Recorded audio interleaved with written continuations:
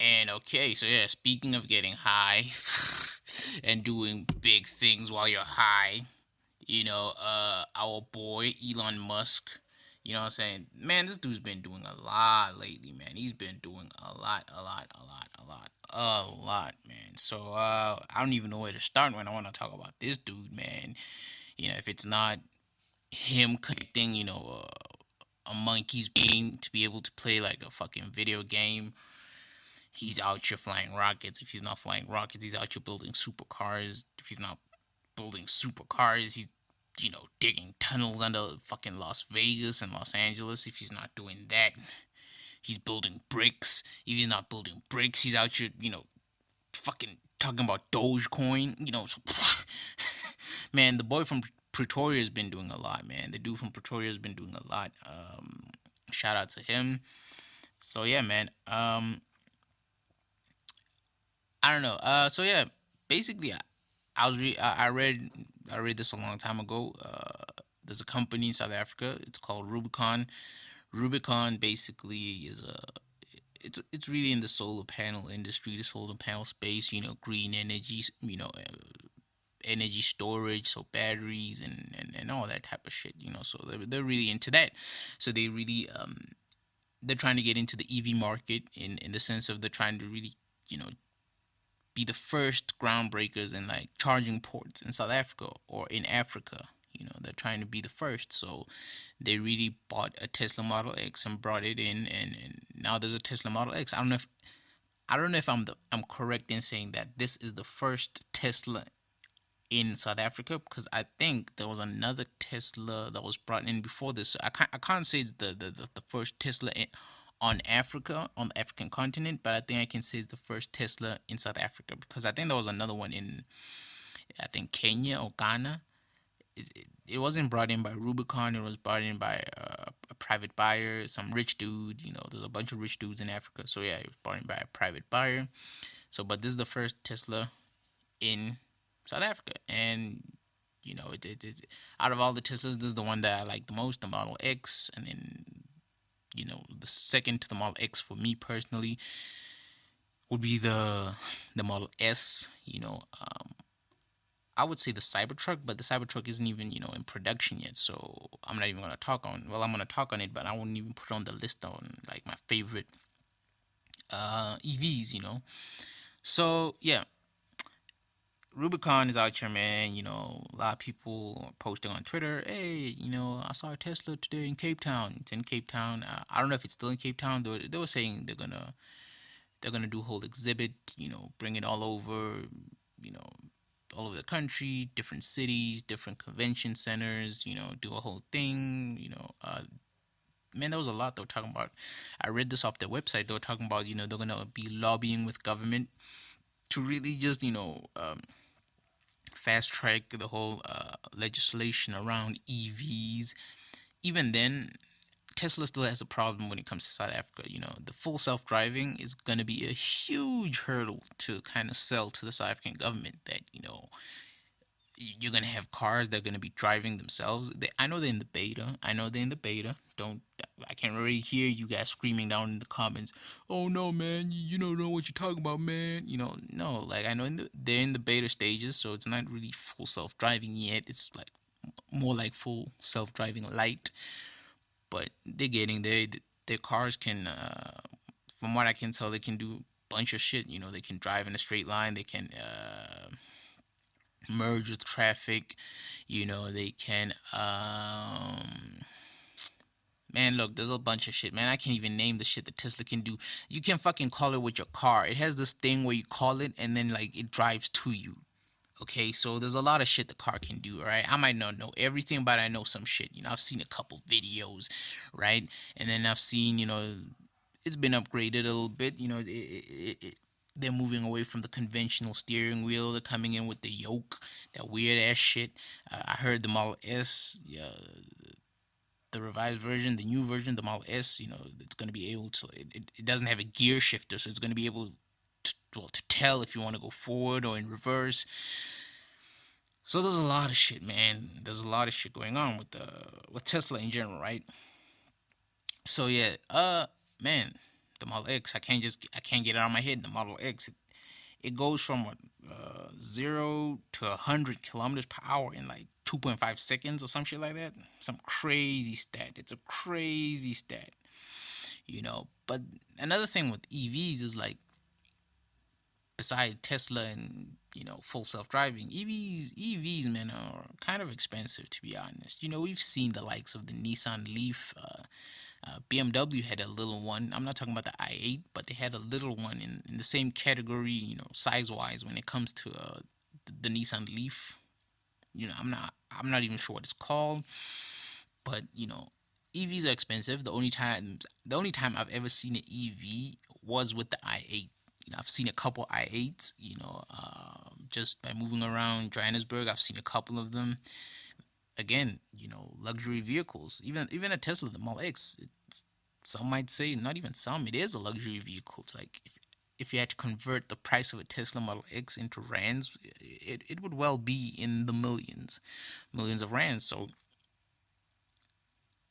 it and I'm talking about the fully specced out one, the fully specced out, the performance one.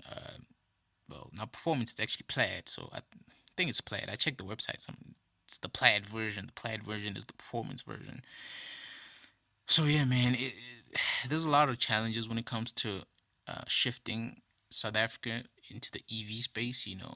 Charging ports. We don't have charging ports. We have a couple of them, but they're not really a big thing. So if you have an EV, I'm always wondering, like, where are you charging? Are you charging at home? Do these big companies, your BMW, your Volkswagen, because I know the Volkswagen, they have EVs too. I'm not sure if they're available in South Africa, but would they make, like, because I know with Tesla you have like this thing that you plug into your wall socket, and then you can charge at home. So I don't know if these companies are going to be adopting the same style or what's going to happen. But I have questions when it comes to this, because I looked once on Google Map. Was it on Google Map? Okay, I searched up like charging stations, in general, and I saw there were barely any, man. There were barely any. Most of them were at car dealerships, and car dealerships are far. Well, they're not far. They're few and far in between. That's what I wanted to say. They're few and far in between. So there's that. Look, man, EVs, they're coming for sure, but I don't know how quickly we're gonna see them on the streets. You know, bruh, like, we barely even see hybrids. Okay, I'm lying. I see a hybrid every day. My neighbor has a fucking Toyota Prius. My neighbor has that, so I see a hybrid every day. The dude is always pulling up with his car and all that shit. So yeah, but other than that, you barely do see hybrids. So I don't know how quickly, or even if we're gonna see like an adoption of EVs on the African continent. I'm talking about South Africa. I'm talking about in general Africa. I don't know if we are gonna see an adoption of EVs, but let's hope. Let's hope. EVs are the future. You look at EVs, and then you look at your regular combustion engines. You're like, EVs generally come out on top when it comes to performance, handling, the reaction time, because there's not a lot. It's a pretty close reaction time when it comparing like motors, electrical motors, to combustion engines. Like combustion engine, the response time, basically, I'm trying to say, the response time, like when you put your foot down on the pedal for combustion engine, is like, it's really fast too, maybe like close, just under 1 second or something like that. But with an electric motor, man, we're talking in the milliseconds. We're talking in a flash. Like, you put your foot down and it's instant response. So there's that. And then plus with Tesla, man, you got that full self-driving. So when you talking about full self-driving, Elon said that it brings it down, like the chance of having an accident is 10 times less with his cars. But this is with Tesla data, so we're not really sure. We haven't really had an outside an independent verification. And then We also know that there was an accident with a Tesla. I'm not really sure what the accident was, but and the information around the accident is actually quite murky. We don't really know a lot, but what we do know is that full self-driving wasn't enabled, so it wasn't the cause of the accident. In fact, um, from what I've read is like the so basically with a Tesla, you have an option of picking out what you want, the specs of the car. So you want the specs of the car. So from the color to everything, man, even to the point where you can choose if you want full self-driving. And then with this particular incident and the particular car, full self-driving wasn't actually included in the purchase. So the car didn't even have full self-driving. But then the weird thing is, from what I've read, again, apparently there wasn't a driver in the driver's seat. Yeah, I had to pause on that one. So there wasn't a driver in the driver's seat, but yet the car didn't even have full self-driving. So what the fuck was going on? I don't know if I'm getting the facts correct, but that's basically what happened, right? And now there's a huge thing because it's like basically when it comes to, man, there's a lot I have to say on this. So okay, let me start from the beginning. Basically, if you are in accident, if you're in an accident with an electric car, you have a big problem on your hands because most, if not all, electric cars on the road right now use lithium ion batteries. And if y'all don't know, I'm gonna tell you now. I do engineering, so I've read up on this a little bit. So I'm a little clued in when it comes to this shit, right? I do engineering, at school, so this is what it is. Lithium ion batteries are very, when it comes to like fires and shit like that, you're screwed. You're basically screwed. If you're in an accident and it's a lithium ion battery and it gets punctured, you, it's best just to start praying because that shit goes up in flames quickly. And I've seen it personally. I've seen it personally many a times. Doing practicals, the person doesn't know what they're doing. They fuck up, and then you just see a puff of smoke, and then a flame, and then something. I've seen one explode, but it wasn't a big thing. It was just like like one of those big boy batteries, not the double A's, but the thicker ones. I've seen those explode. It wasn't at school. It was actually I think at home or some shit like that. I don't know. But yeah, if you have a lithium ion battery that's on fire, you know, you're screwed. And then you factor in thermal runaway. It becomes a whole thing. You know, so it was a problem when like the firefighters came and they tried to extinguish the fire. It just took a whole lot of water. I think there was something in the range of 30,000 gallons of water was used to fucking put out the flames. So it was crazy. It was crazy, and R.I.P. to it. To all the lives lost in that accident. It sounded horrific.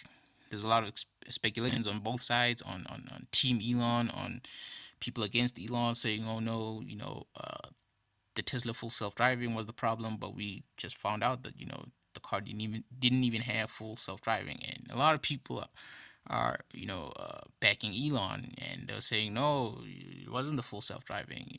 The dudes in the car were drunk, and I think they were drunk. I don't know. I've read something along those lines, like they were intoxicated and all that shit. So I don't know how. We'll see how it plays out. We'll see how